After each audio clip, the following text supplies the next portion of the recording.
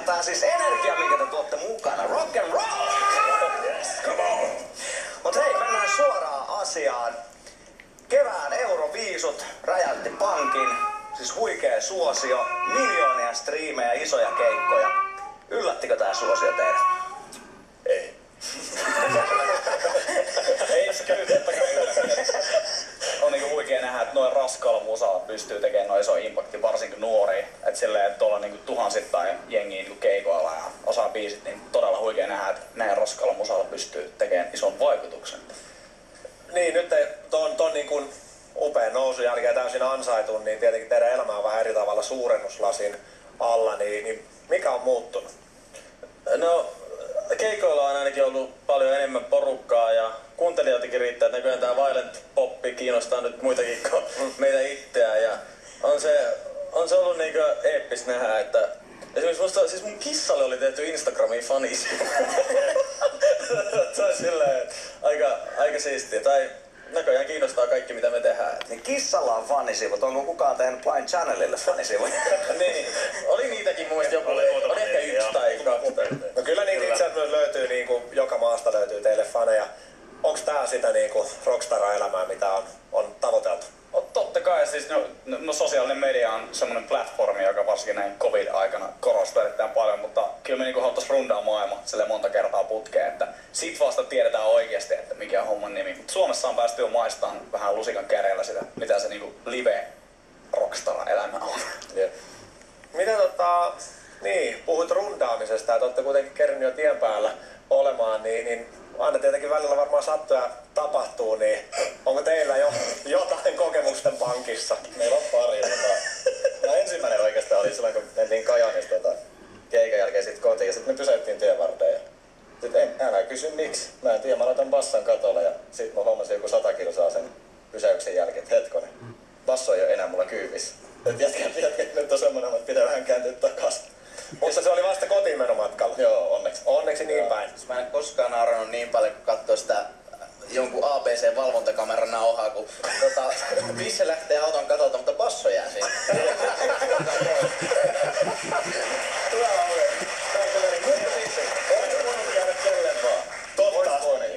Ja siis se mikä tässä mun mielestä on muuttunut, että tää on ollut aina tätä samaa ja mitä mä tätä meidän bändiä tunnen, niin ei se tule koskaan muuttumaan. Et sanotaan, että me ollaan 8 vuotta tehty, niin onneksi ne iltapäivälehdet on tarttunut näihin juttuihin vasta nyt. Että siellä olisi paljon, että siinä meni hukkaamaan bassot. Me ollaan hukattu yksi jäsenkin Joensuussa.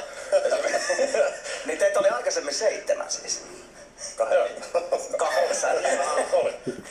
No mut hei, rundaaminen varmastikin tulee jatkumaan. Teillä on jonkinnäköinen Euroopan turnee tulossa ensi vuoden puolella. Riittääkö se vai lähdetäänkö siitä sitten kohti maailmankiertoetta? Sitten totta kai niinku toivotaan, että päästään sinne Eurooppaan. Tässä on tämmönen maailmanlaajuinen pieni vihollinen vastassa, mutta tavoite olisi 24 keikkaa. Nyt montako maata siinä oli, että käydään rundaa Euroopassa ja tietenkin jenkit houkuttaa kans paljon, että toivotaan, että päästään sinnekin. Kyllä, ja tällä hetkellä näyttää, että ensi vuodesta tulee niinku äärimmäisen kiireinen ja sehän meitä ei haittaa. No mut niin se pitää ollakin.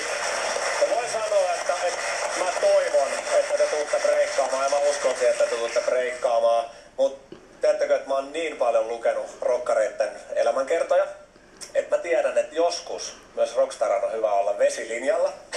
Joten meillä on sitä varten teille yksi peli, niin let's go boys. Let's go.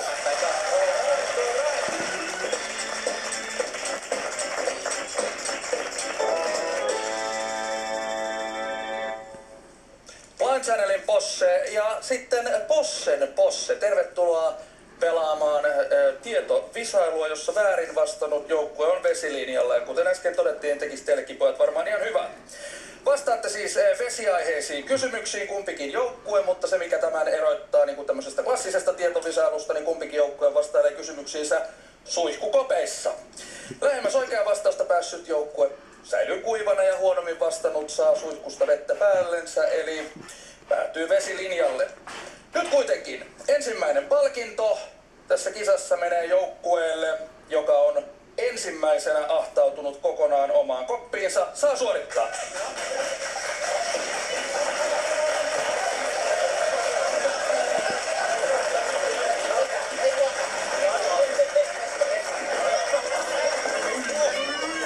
Näin, ja Posseni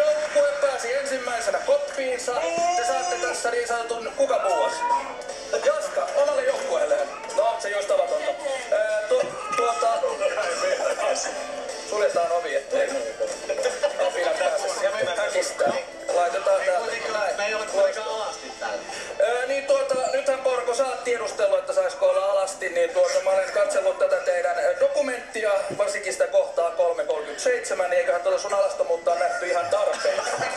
Possalaiset sai etuaseman. Te saatte päättää kumpi joukkue aloittaa. Sitä mä en ymmärrä, miksi oli sun taustakuva. Ei mitään taustakuva. Joo, mennään ohjelmassa nyt eteenpäin ja Porko vaikenee loppuajaksi. Kiitoksia. Possalaiset, kumpi joukkue aloittaa? Te aloitatte, loistavaa. Ja Porko, sä olet vastausvuorossa.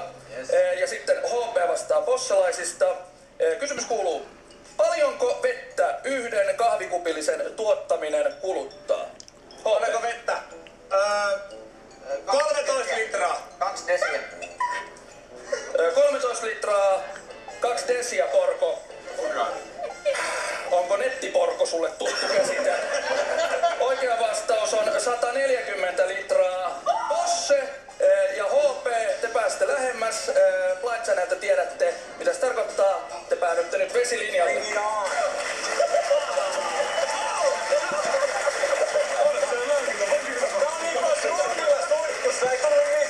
Joo, sehän on toi Wetloop-muotia nykyään taas, sama kuin tää mun minivokue.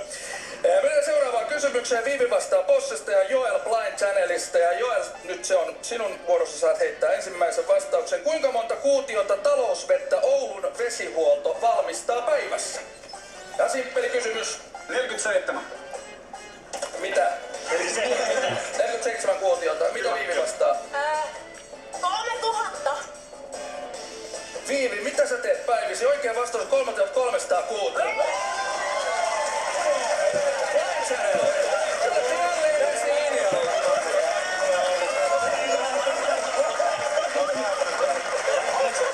Onneksi tää ei oo eka kerta, kun me ollaan yhdessä suihkussa. Mitä? Ei oo eka kerta? Ei oo eka kerta. Joo. Tehän olette toivonut aikoinaan pääsevänne tähän suihkuralli-osioon, jota meillä nyt ei ole pitkä aika enää ollut, mutta toivottavasti tää lohduttaa. Kolmas kysymys. Ja Jarppi vastaa Possesta ja Blind Channelista Olli. Kuinka paljon yksi uimari kulutti keskimäärin vettä suomalaisissa uimahalleissa vuonna 2017? Nimenomaan tämä vuosi on tärkeä. Kuinka paljon yksi uimari kulutti keskimäärin vettä suomalaisissa uimahalleissa vuonna 2017 ja Jarppi? Eiku hetkinen, Olli. Mä menin itsekin sekaisin. On ihan sama tässä vaiheessa. Jarppi, ole hyvä. 400 litraa. 400 litraa ja Olli. Ainakin 3000. Ai 3000. Oikea vastaus 125,9 litraa. Vesilinja jatkuu.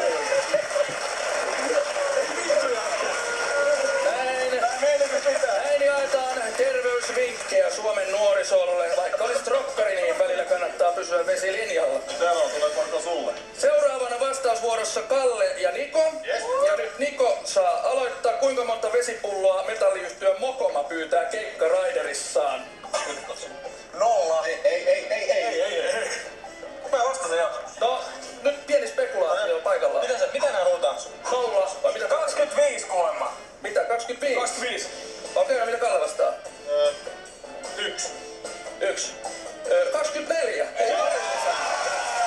Ei. Posse.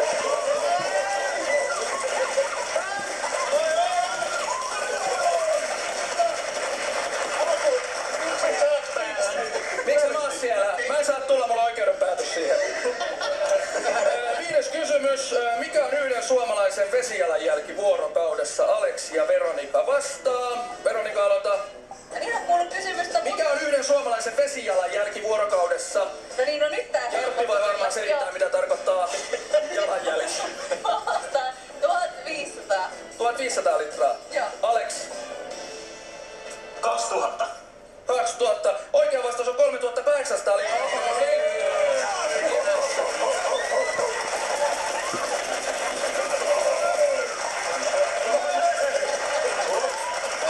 Pysykää siellä. Kuinka paljon yhdessä suomalaisessa kotitaloudessa käytetään vettä?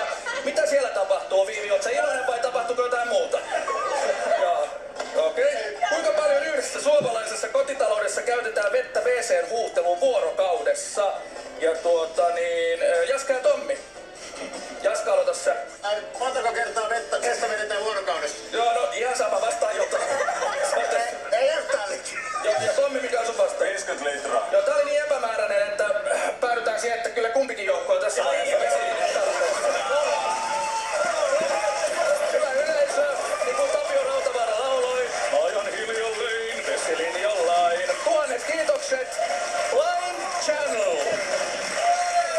Koskinen